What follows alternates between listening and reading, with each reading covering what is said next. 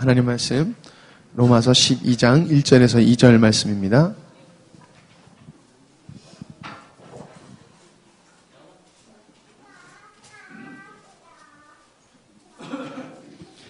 제가 가지고 있는 성경 신약성경 256페이지쯤 됩니다. 로마서 12장 1절에서 2절 말씀입니다. 256페이지쯤 됩니다. 로마서 12장 1절에서 2절 말씀입니다.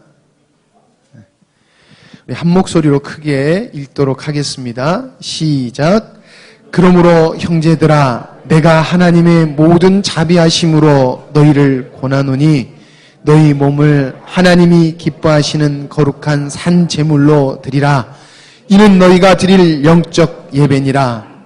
너희는 이 세대를 본받지 말고 오직 마음을 새롭게 함으로 변화를 받아 하나님의 선하시고 기뻐하시고 온전하신 뜻이 무엇인지 분별하도록 하라. 아멘. 됐습니다. 오늘은 우리의 삶이 예배가 되어야 된다라는 주제를 가지고 말씀을 드리려고 합니다. 앞에서도 우리가 말씀을 나눴지만은 우리의 예배가 하나님이 받으시는 예배, 하나님을 만나는 예배, 하나님의 임재를 경험하는 예배, 하나님과 깊은 친밀한 교통이 이루어질 수 있는 그 예배가 되려고 하면은 어떻게 해야 되느냐? 또 하나님이 원하시는 예배는 바로 영과 진리로 드리는 예배다. 그래서 예배의 본질, 이런 것들을 앞에서 말씀을 나누었습니다. 우리는 가인의 예배를, 가인의 제사를 왜 하나님이 받으시지 않았느냐라고 하는 것은 요한 1서 3장 12절에 보면은 가인은 악한 자에 속했다 하는 말씀이 있고 자기의 행위가 악함으로 아우를 죽이게 되었다라는 말씀을 보면서 거기서 그 이유를 찾게 되어집니다. 가인이 동생 아벨과 함께, 의로운 아벨과 함께 악한 자에 속한 가인이 동일하게 예배를 드렸지만 하나님은 순수한 믿음의 예배를 드린 아벨의 제사는 받으시고 예배는 드리지만은 그가, 그 마음이, 그의 삶이 하나님과 상관없고 세상의 원리를 따라 살아가는 마귀에 속하여 사는 그 가인의 제사는 하나님이 받지 않으셨다라고 하는 겁니다. 유다서 1장 11절에 보더라도 화 있을진저라고 하면서 하나님의 화가, 하나님의 저주가, 하나님의 진노가 어떤 사람에게 임하게 되느냐 하는 걸 세 가지로 말씀하고 계세요. 첫 번째가 가인의 길이다. 가인의 길을 걸어가는 사람이다. 두 번째가 발람이 돈을 위해서 거짓된 예언을 하는 그 길을 가는 사람이다. 세 번째가 고라의 반역, 모세를 반역하고 나섰던 그 고라의 반역의 길을 가는 사람들은 하나님의 진노를 받게 될 것이다 라고 말씀을 하고 있습니다. 이사야서 11장 11절로 13절에 보더라도 무수한 재물과 수많은 번제, 또 살진 짐승의 기름, 수송아지와 어린 양이나 수염소의 피, 이런 것을 하나님께 아무리 드린다 할지라도 13절에 보면 그들이 성회와 더불어 악을 행하고 있기 때문에 그들이 철저히 지키는 그 월삭과 안식일의 의미는 없는 것이고 그런 제물을, 그런 제사, 그런 예배를 하나님은 안 받으신다라고 말씀하고 있음을 보게 되어집니다. 우리가 예배를 드린다고 해서 하나님께서 그냥 기뻐하시는 게 아니라는 겁니다. 우리가 예배를 드릴 때에 영과 진리로 예배를 드려야지 되는 것과 더불어서 개인적으로서 우리가 예배하는 일상적인 우리의 삶이 어떠한 삶이 되어야 되는가, 그것을 주님은 보신다는 거예요. 지금 예배 드리는 모습을 보시는 게 아니라 지금 예배 드리기 전에 어떤 삶을 살았었느냐, 너의 삶이 하나님이 목적된 삶을 살았었느냐, 하나님 중심적인 가치관을 가지고 내가 살았었느냐, 그리고 참다운 하나님이 원하는 예배를 지금 드리고 있느냐라고 볼 때에 그게 아니라고 하면은 그 예배를 주님은 기뻐하시지를 않는다라고 하는 것입니다. 분명하게 성경에서 주님은 우리에게 주신 말씀이 뭐냐 하면은, 이스라엘 백성들은 한편에서는 하나님을 예배하고 한편에서는 바알신을 섬겼다라고 하는 겁니다. 쉽게 얘기하면요, 십자가도 놓고 부처도 하나 갖다 놓고, 그래서 오전에는 하나님께 예배하고 오후에는 부처한테 목탁대 드리면서 비비고, 그런 식의 의식을 가지고 있었던 사람들이 구약에 하나님이 책망하시는 사람들의 가치관이었다는 거예요. 그러니까 그들은 하나님을 창조주로서 그 하나님을 경배의 대상으로 섬긴 게 아니라 자기들이 무언가를 얻어내기 위한 수단으로서, 대상으로서 하나님도 선택하고 바알도 선택했다는 거예요. 하나님이 주체가 아니라 인간이 주체가 되어서 인간을 축복할 수 있는 존재라고 하면 어떤 신도 좋다. 하나보다는 둘, 셋 많을수록 좋다. 이게 그들의 생각이었습니다. 오늘도 많은 사람들은 옳고 그름을 따지지 않습니다. 자기가 원하는 것, 자기의 욕망을 채워줄 수 있다라고 하면은 어떤 것도 선택을 합니다. 통일교회에 가가지고 소위 말해서 먹고 사는 사람들이 있어요. 그들은 통일교회 교리가 옳고 그런 거 따지지 않습니다. 그들이 직장을 보존해주고 먹고 사는 문제를 보존해주니까는 그냥 그들의 교리를 지지하고 거기서 빌붙어서 먹고 살고 있는 거예요. 정도는 다르지만은 현대인들이 그렇게 살아갑니다. 옳고 그른 거, 진실과 거짓, 이런 거 생각하지 않습니다. 오직 자기가 원하는 것만 이루어 줄 수 있다라고 하면 어떤 일도 하고 있는 게 현대인들의 모습입니다. 하나님은 우리가 드리는 예배가 중요한 게 아니라, 의식이 중요한 게 아니라 그 예배하는 마음, 참다운 예배를 알고 참다운 마음으로 예배하는 그걸 원하시는데, 우리의 예배가 참다운 예배가 되려고 그러면 우리 삶이 참다운 삶이 되어야지 된다는 겁니다. 우리의 삶이 진리와 상관없이, 하나님과 상관없이 살면서 예배당에 나와서 예배만 드린다고 하나님이 그 예배를 기뻐하시는 게 아니고, 그런 예배 가운데 우리 하나님이 임재하시고 우리의 기도를 들으시는 게 아니라는 겁니다. 구약 성경을 읽어보면 우상 숭배를 하나님은 아주 싫어하셨습니다. 간음을 아주 싫어하셨습니다. 그 간음과 우상 숭배는 같은 걸 얘기하는 거예요. 육신적인 간음을 하나님께서 크게 질타하신 게 아닙니다. 육신적인 간음을 가지고 영적인 간음을 질타하시는 겁니다. 그러므로 하나님 외에 우상을 섬기는 것을 하나님께서는 원수와 같이 여기셨거든요. 신약에서는 어떻게 말하고 있습니까? 세상과 벗되고자 하는 자는 하나님과 원수임을 알지 못하느냐.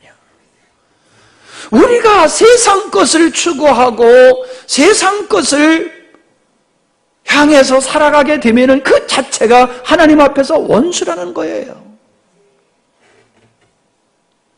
여러분, 사도 바울은 내가 세상 것 그렇게 자랑하던 것을 나는 배설물로 여길 뿐만 아니라 나는 그걸 도구로, 해를 주는 도구로 여긴다라고 얘기하고 있지만은 오늘날 교회들은 세상 것을 얻기 위해서 하나님을 선택하고 있고, 세상 것을 얻기 위해서 예배를 선택하고, 세상 것을 얻기 위해서 기도라고 하는 방법을 선택하고 있다는 거예요. 기도한다, 예배한다. 그러니까 하나님이 다 기뻐하실 줄 알지만은 그 진리를 보면은 자기들이 목적이에요. 자기가 우상이 되는 거예요. 자기를 섬기니까. 내가 우상이 돼서 나를 섬기고 있어요. 기독교의 이름으로, 하나님의 이름으로, 예수의 이름으로. 그러니 우리의 예배는 생명력이 있을 수가 없다라고 하는 겁니다. 우리의 삶이 추구하는 것들이 하나님이 아니라 세상 것을 추구하면 그게 영적 간음이다. 성경은 우리에게 그렇게 말씀을 하고 있는 겁니다. 우리의 삶 자체가 하나님의 목적되지 아니하고 내가 목적된 삶을 살아가는 그 삶은 영적 간음이고, 그런 상태로 예배드리는 것은 우리 하나님이 기뻐하시지 않는다라고 하는 거지요. 오늘 우리가 읽은 말씀을 보면은 어떤 말씀이 있습니까? 너희 몸을 하나님이 기뻐하시는 산 제사로 드리라 라고 말씀하고 있습니다. 너희 몸. 그러니까 우리가 이 몸을 가지고 살잖아요. 우리가 우리의 몸을, 우리의 인생을 어디다가 투자하느냐는 말이에요. 어디다가 우리의 인생, 우리의 몸과 시간과 물질을 어디에다가 우리가 투자를 합니까? 그걸 보면 그 사람이 추구하는 것이 무엇인지를 알 수 있는 거지. 너희 몸을 하나님이 거룩한 산제사로 드리라. 무슨 얘기입니까? 너의 삶이 세상과 구별된 거룩한 삶을 살아라. 그게 거룩한 제사다. 그게 영적 예배다라고 말하고 있는 겁니다. 우리의 마음과 생각이 세상을 짝하여 살면서 우리 몸만 예배당에 와서 예배를 드리는 것, 그거 의미 없다는 겁니다. 우리의 마음과 생각이 하나님께 있을 때, 그게 바로 세상과 구별된 거룩한 산, 그것이 곧 하나님이 받으실 영적 예배다라고 말하고 있는 겁니다. 그러므로 우리가 이렇게 모여서 드리는 공적인 예배도 중요하지만은 이 공적인 예배가 성공적인 예배가 되기 위해서는 우리 개개인의 삶이 하나님 중심적 삶이 되어야 된다는 겁니다. 하나님을 부정한 세상과 구별된 의식을 가지고 살아야 된다는 겁니다. 예수님을 믿는다고 하지만은 우리의 의식과 가치관이 하나님을 부정하는 사람들과 똑같고, 그들이 추구하는 것이나 우리가 추구하는 것이 똑같다라고 하면은 그런 자세로 공예배에 참여하는 것은 하나님이 원하는 예배가 아니다라고 하는 것을 우리에게 말씀해주고 있는 것입니다. 보십시오. 2절에 보면은 너는 이 세대를 본받지 말라라고 얘기하고 있지 않습니까? 이 세대는 하나님이 원하는 방향으로 가고 있지 않다는 겁니다. 이 세대는 하나님이 원하는 가치관으로 세워진 게 아니라는 겁니다. 그러므로 너희가 이 세대를 본받으면 안 된다. 너희들의 마음이 세상 것으로 잘못된 가치관으로 너희들의 마음이 되어 있다라고 하면 그 마음을 새롭게 해야 된다. 하나님 중심으로, 말씀 중심으로, 진리 중심으로 너의 생각들이 바뀌어져야 된다는 거예요. 너의 마음이 바뀌어져야 된다는 거예요. 그래서 너희들은 뭘 추구해야 되느냐? 하나님이 선하시고 기뻐하시고 온전한 뜻이 무엇인지를 분별하고 그 하나님이 원하시는 그 선하고 기뻐하고 온전하신 뜻을 너의 인생의 목적으로 삼고 살아라. 그렇게 사는 것이 영적 예배다. 그 말씀을 하고 있는 거예요. 우리들이 생각이, 우리들이 품고 있는 그 어떤 목적이 하나님과 전혀 상관없다라고 하면은, 비록 그것이 다른 사람들에게 악한 행위로 나타나지 않는다 할지라도, 남한테 해악을 끼치지 않는다 할지라도, 그래도 내가 하나님의 뜻과 상관없는 삶을 살면은 그건 하나님이 원하는 영적 예배의 삶이 아니다. 그렇게 말씀을 하고 있지 않습니까? 우리는 로마서 6장 12절로 16절에서 귀한 진리를 만날 수 있습니다. 그게 뭡니까?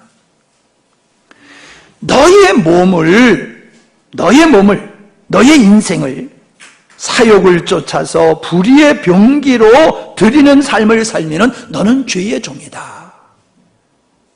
그러나 너희가 예수 그리스도께 순종하고 하나님께 너의 몸을 드리게 되어지면은 이것이 의로운 것이고 자유자다라고 말씀을 하고 있지요. 이 말씀이 뭡니까?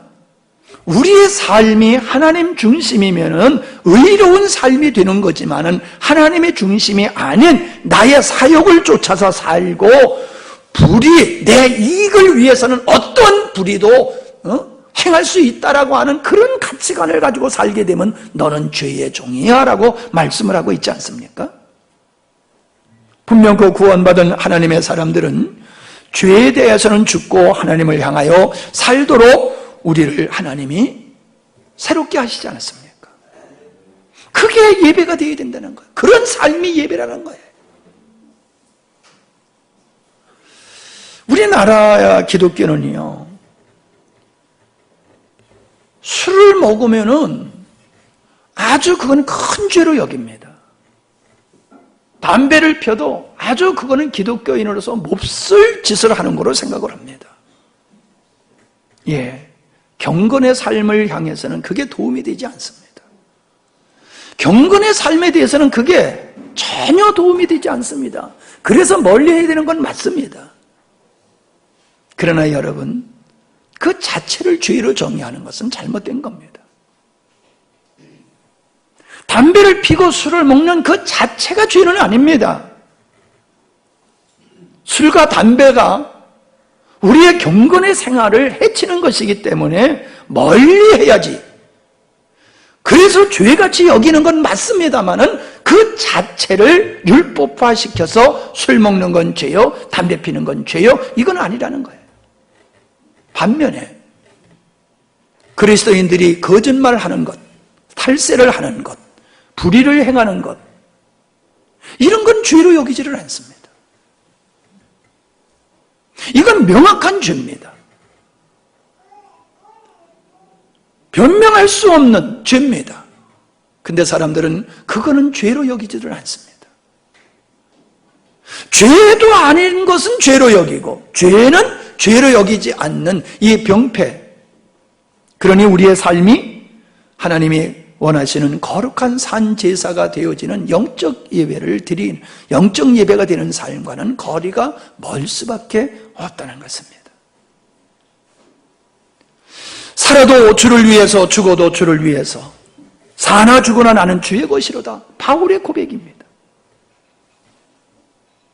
여러분, 그래서 우상의 제물을 놓고 얘기하지 않습니까? 우상의 제물을 먹는 것이 옳으냐, 먹지 않는 것이 옳으냐라고 했을 때 그거 중요한 게 아니다.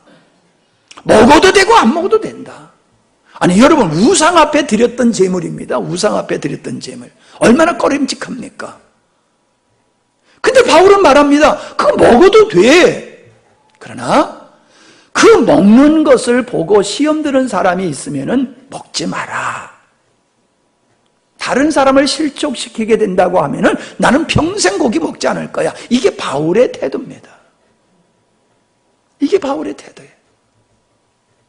그러니까 무엇을 하느냐가 중요한 것이 아니라 그 무엇을 왜 하느냐는 거예요. 왜? 그리고 그 결과가 어떤 결과가 오느냐, 이게 중요한 거예요. 근데 우리는 그것은 별로 생각하지 않아요. 율법적인 관점에서 본다라고 하는 겁니다. 마태복음 5장 16절에 보면은 너희 빛을 사람에게 비추어 너희 착한 행실을 보고 하늘에 계신 너희 아버지께 영광을 돌리게 하라, 그러신 말씀이 있어요. 너의 빛, 너의 빛을, 그게 착한 행실과 연관되어 있지 않습니까? 우리 안에 빛이 착한 행실로 나타나게 되어 있어요.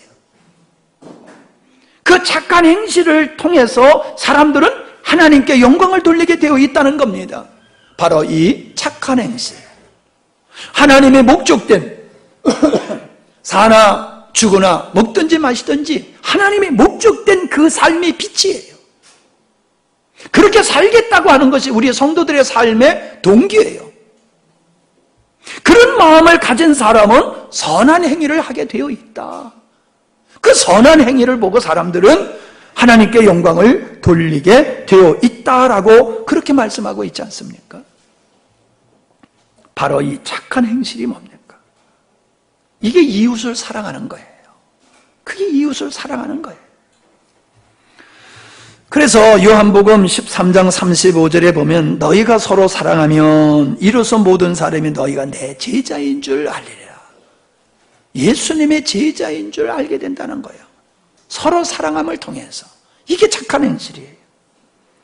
요한일서 3장 14절에 보면 우리가 형제를 사랑함으로 사망에서 옮겨 생명으로 들어간 것을 알게 된다라고 얘기를 했어요. 구원받은 자의 증거가 뭐냐? 사랑하는 것이라는 거예요. 사랑하는 것. 여러분, 이 사랑이라고 하는 것이 감상적인 것으로만 생각하면 안 됩니다. 더 깊은 차원의 의미가 있는 거예요. 남녀지간에, 혈육지간에 이런 사랑 정도가 아니라는 겁니다. 감성적인 그러한 분홍빛 사랑을 얘기하고 있는 게 아니에요. 그 정도가 아니에요. 예수님은 그걸 우리에게 말씀해 주고 있습니다. 그게 요한복음 15장 13절로 16절에 보면은 사람이 친구를 위하여 목숨을 버리면 이에서 더 큰 사랑이 없다.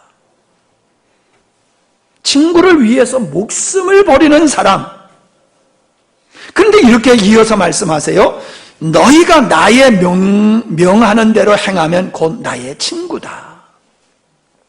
친구, 사랑, 목숨 같은 선상에서 말씀을 하고 계세요. 여러분, 이것이 바로 주님이 우리에게 하신 사랑이에요. 친구를 위해서 목숨을 버리는 이 모습이 어디 있습니까? 십자가예요. 십자가에서 우리 주님은 우리를 위해서 목숨을 버리셨어요. 그래서 여기서 말씀하시기를 너희는 나의 친구라라고 말씀하고 있어요. 우리를 위해서 목숨을 버리시는 예수님, 그 십자가에서 목숨을 버리신 그 예수님, 그게 사랑이라는 거예요. 그게 사랑. 감상적인 그게 아니라 그것도 포함되지만요. 여러분, 그런 사랑 속에서 16절에 보니까 과실을 많이 맺게 된다는 거예요. 과실을. 그 과실, 선한 행위, 사랑, 이걸 통하여 하나님은 영광을 받으시게 된다라는 말씀을 해주시고 계시는 것입니다. 그러므로 우리가 일상생활 속에서 사랑하면서 살아가는 이 삶이 영적 예배의 삶이다라는 것을 우리에게 말씀해주고 있는 것입니다. 자, 이걸 조금 구체적으로 얘기하면은 다 아는 말씀이지만은 세 가지로 제가 말씀드리고 싶어요. 첫째는 주님이 말씀하시는 사랑이라고 하는 것은 허물을 덮어주는 겁니다. 율법은 죄를 들추어내고 정죄하는 것입니다. 그리고 돌을 던지는 겁니다. 이게 율법입니다. 세상은 이 구조로 되어 있습니다. 그러나 하나님의 사랑은 그 허물을 덮어주는 겁니다. 아담이 범죄하고 부끄러워 숲속에 숨어 있을 때에 주님은 짐승을 잡아서 가죽옷을 입혀줌으로 부끄러움을 감추게 하신 이 행위는 예수 그리스도의 보혈로 모든 사람의 죄와 허물을 덮어준다라고 하는 거예요. 덮어준다. 그래서 언약궤라고 하는 이 시은자라고 하는 법궤는 그 법궤 속에는 사람의 죄성을 상징하는 지팡이, 만나, 그 다음에 십계명, 이 세 가지가 들어가 있어요. 그리고 거기에 하나님의 임재하심을 상징하는 그룹으로 되어 있는 뚜껑을 덮어놓고 있어요. 이 모습은 무엇을 의미하느냐? 하나님은 사람들의 죄와 허물을 덮어주신다는 거예요. 덮어주신다. 그게 사랑이라는 거예요. 그리고 그 죄와 허물로 말미암아 받아야 할 형벌을 하나님 스스로가 그걸 받으셨다는 거예요. 이것이 하나님의 사랑이라고 그렇게 말씀을 하고 있습니다. 마리아가 처녀로서 정혼한 상태에서 임신을 하지 않았습니까? 이 소문을 요셉이 들었지요. 그때의 그 당시의 법이라고 하고 사회적인 정서로 보면은 그러한 여인은 돌로 쳐 죽여도 되는 겁니다. 근데 요셉은 이 사실을 들추어내지 아니하고 조용하게 끊기를 원했다고 그랬어요. 마태복음 1장 19절, 그 남편 요셉은 의로운 사람이라. 뭐가 의롭다는 겁니까? 약혼한 정혼한 여인이 임신을 했는데 그걸 들추어내지 아니하고 조용히 그 일을 마무리하려고 하는 이 아름다운 마음, 허물을 덮어주고 그를 살리려고 하는 이 요셉의 마음이 아름답고 그것을 성경에서는 의롭다라고 표현하고 있다는 겁니다. 예수님은 어떤 형제가 범죄하면은 그거를 세상 앞에 들추어내지 말아라. 조용히 너 홀로 가서 그거를 지적하고 그거를 거기서서 돌아서도록 하는 역할을 하라고 말씀하고 있습니다. 허물을 덮어주는 거, 이게 복음이에요. 이게 사랑이에요. 두 번째가 뭡니까? 어려움을 당하고 있는, 고난을 당하고 있는 자들을 위로하고 격려하고 돌보는 것이라는 거지요. 율법사가 예수님을 찾아와서 우리가 무엇을 행하여야 구원을 얻을 수 있겠습니까? 라고 물을 때에 예수님이 율법에 뭐라고 기록되어 있느냐? 그러니까는 하나님을 사랑해야 된다. 이웃을 사랑해야 된다. 그 말씀을 하지요. 그 말씀을 주님이 하세요. 그랬을 때 이웃이 누굽니까? 라고 물어보니까는 그게 강도 만난 사람 이야기, 선한 사마리아 이야기를 하시잖아요. 어떤 사람이 예루살렘에서 여리고로 내려가는데 노중에서 강도를 만났다. 그래서 모든 걸 뺏기고 얻어맞아서 거반 죽게 되어 있을 때에 그 곁을 제사장이 지나가고 레위인이 지나갔지만 거들떠보지도 않았다. 근데 천한 사마리아 사람은 그 광경을 목도한 후에 그 나귀에서 내려서 기름을 바르고 포도주를 발라서 그 상처를 치료해주고 자기가 타고 왔던 나귀 위에 그 환자를 싣고 주막까지 가서 주막한테 다 이렇게 부탁을 하고 돈이 더 들면은 내가 돌아와서 돈을 주겠다. 이렇게 사랑을 베푼 사람이 있는데 그 중에 누가 내 이웃이 되겠느냐라고 주님이 묻지 않습니까? 그러니까 율법사가 하는 얘기가 자비를 베푼 자입니다. 예수님이 너희도 그와 같이 하라. 그렇게 말씀하셨잖아요. 너희도 이와 같이 하라. 이 땅에는 강도 맞는 사람이 얼마나 많습니까? 육신의 질병도 강도 맞는 거고요. 억울한 일을 당하는 것도 강도 맞는 거고요. 불행한 일을 당한 것도 강도 맞는 거고요. 거짓에 속어서 미혹돼서 살아가는 사람도 강도 만난 거고요. 이 세상에는 고아와 과부와 같이 힘이 없어서 불이익을 당하고 멸시를 당하면서 살아가는 사람이 얼마나 많습니까? 그들이 강도만잔 자라는 거예요. 그들을 네가 사랑해야 된다라고 말씀하고 있지 않습니까? 남의 얘기하지 맙시다. 우리 교회 얘기를 좀 하다 보면요. 여러분은 잘 모르시겠지만은 제가 목회자니까는 목회자의 세계를 알아요. 이 목회자가 잘못할 수도 있지요. 성도들이 볼 때에 좀 마음에 안 들고 그래서 목회자가 체인지되어지는 이런 일들이 있지 않습니까? 엊그저께 한 목사님이 오셨어요. 소위 말해서 성도들과 목사님과 의견이 일치가 안 돼가지고 이분이 목회를 못하게 됐어요. 그런데 이분이 그냥 목회를 못하는 게 아니라 거리에 나앉게 되어 있어요. 올 때 갈 데 없어가지고 짐을 함양의 어떤 친척 집에다가 집을 맡기고 원룸 하나 얻어가지고 거기서 애들 학교 보내면서 생활을 하게 되어 있더라고요.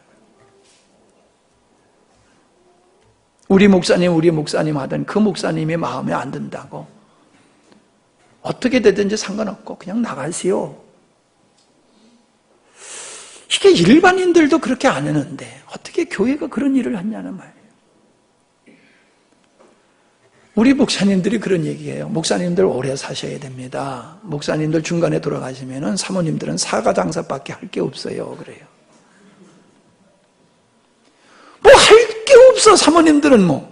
그러니까 천상 거리에 앉아가지고 자판에다가 사과 몇 개 놓고 사과 장사 해야지 먹고 살 수밖에 없다. 그러니 목사님들 오래 사셔야 됩니다. 이런 우습지 않는 얘기를 합니다. 여러분 목사님들이 과로해서 돌아가시는 분들 많아요. 근데 졸지에 목사님, 사모님이 홀로 되시지요. 그럼 목사님이 이제 돌아가셨으니까 사모님 나가세요. 그냥 글 끌고 거예요. 대책이 없어요. 그래서 사과 장사해야 되는 거예요. 먹고 살기 위해서. 물론 교회가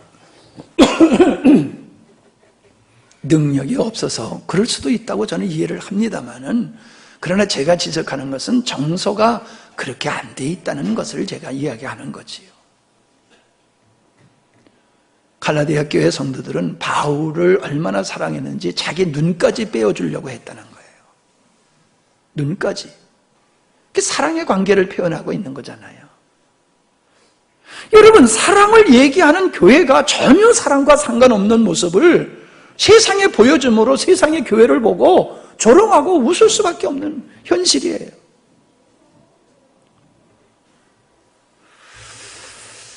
자, 세 번째로 마지막으로는 복음을 전하는 것이 가장 사랑을 베푸는 것이다 라고 하는 겁니다. 우리가 잘 아는 대로 로마서 10장에 보면은 무슨 얘기를 하고 있습니까? 예수를 구세주로 고백하면 구원받을 수 있다. 그런데 예수님을 구세주로 고백하기 위해서는 하나님의 말씀을 들어야 된다. 왜? 하나님의 말씀을 들어야지 믿음이 생긴다. 그러니 복음을 전하지 아니하면은 사람들이 믿음이 생길 수가 없다는 거지요. 믿음이 안 생기니 구원받을 수 없다는 얘기지요. 그러니 너희들은 열심히 복음을 전해라는 거예요. 저 사람이 믿음이 생기고 안 생기는 건 그건 너의 책임이 아니라는 거예요. 너의 책임은 뭐냐? 사랑하는 거. 그게 뭔데? 복음 전하는 거. 그러면 그 사람이 구원받을 사람이면 복음을 듣고 믿음이 생겨서 예수님 믿고 영원한 영생을 얻게 되지만은 네가 복음을 전하지 아니하면은 그가 믿음이 안 생겨. 그래서 영원한 멸망에 처하게 되는 거야. 여러분 세상에는 방조죄라는 게 있잖아요. 방조죄. 자살하려고 하는 사람 내버려 두면 그거 법에 걸리는 거예요. 죄를 지은 것을 보고 옆에서 가만히 있어도 그 동조죄가 되는 거예요. 방조죄.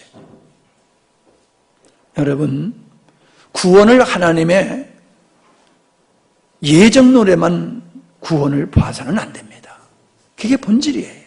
그러나 하나님은 예정하신 하나님의 백성들을 어떻게 구원하기를 원하시냐 하면은 우리가 복음을 전해서 그들이 복음을 듣고 믿음이 생겨서 예수님을 영접하고 구원받게 하시는 것이 하나님의 방법이에요.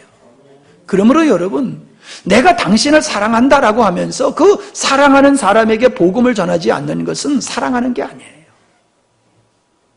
아니, 여러분 생각해 보세요. 지금 사랑하는 사람이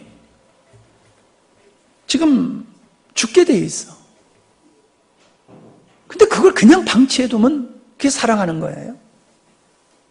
우리가 아이들 약 먹일 때에 전쟁을 하잖아요. 애들 약 먹이면서 전쟁을 하잖아요. 그거 싫다고 하는 약을 먹이고, 어린 것을 병원에 데려가서 예방 접종해가지고 애 울고 난리 막 좀 잡는 줄 알잖아요. 애들이 잡는 줄 알잖아요. 그런 싸움을 왜 합니까? 사랑하기 때문이잖아요. 예방하기 위해서, 질병을 예방하기 위해서, 불행을 예방하기 위해서 우리는 그런 일을 하잖아요. 육신에 대해서는 그렇게 잘하면서 그 영혼이 구원받느냐 구원받지 못하냐는 문제는 왜 그렇게 우리는 심각하게 대하지 않느냐는 거예요. 육신을 멸하는 자보다도 몸과 영혼을 지옥불에 던지는 하나님을 더 두려워하라고 말씀을 하셨잖아요. 우리 육신이 이 세상에 사는 거 중요합니다. 건강 중요합니다. 그러나 여러분, 그보다 더 중요한 것은 예수님을 믿는 거예요. 하나님의 자녀가 되는 거예요. 우리가 이 땅에서 아무리 성공하고 출세하고 사람들이 부러워하는 모습으로 살았다 할지라도 예수 없이 살아가는 사람들은 멸망당하게 되는 것이 그게 진리잖아요. 솔직히 이 세상에 많은 사람들이 왜 불행합니까? 왜 불행합니까? 어제 우리 진주자매 결혼식에 가는데 목사님이 이혼하지 마세요 라고 그러시더라고. 근데 거기는 이혼한 사람이 많았었거든. 근데 담대하게 이혼하지 마세요 그러시더라고. 괜히 내가 찔끔하더라고. 괜히 겁이 나. 나 이혼 안 했거든. 사람들이 불행한 이유는요, 하나님이 없고 하나님의 사랑이 그 안에 삶의 동력이 되지 않기 때문에 불행한 거예요. 우리가 환경으로 따지면요, 만족할 수 없어요. 행복할 수 없어요.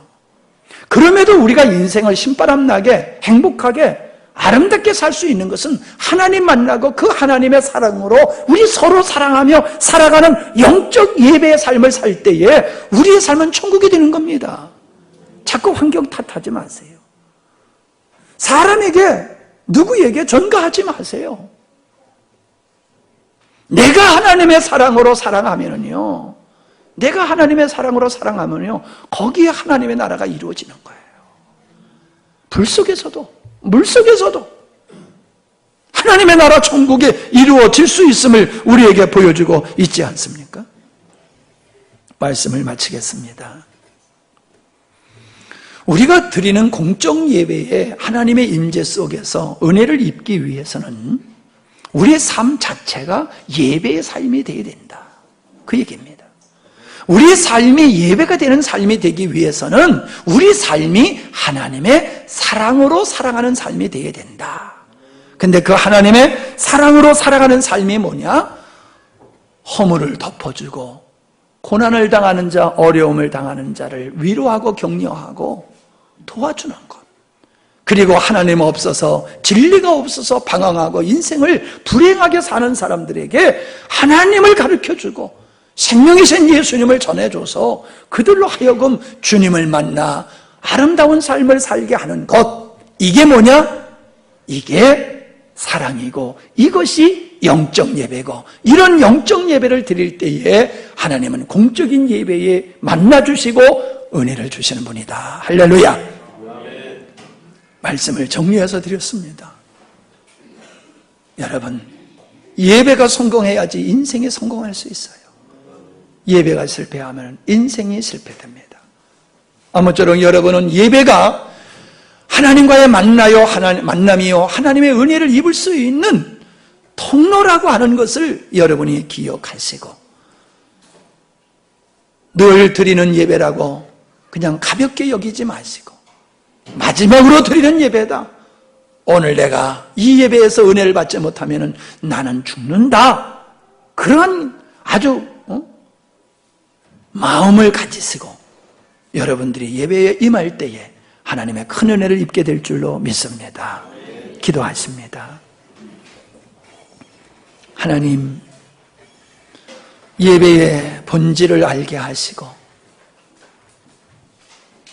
성공적인 예배가 어떤 것인가를 알게 하시는 주님, 예배에 실패하면 신앙과 인생을 실패하게 되고 예배가 성공하면 신앙과 인생이 성공할 수 있음을 알았습니다.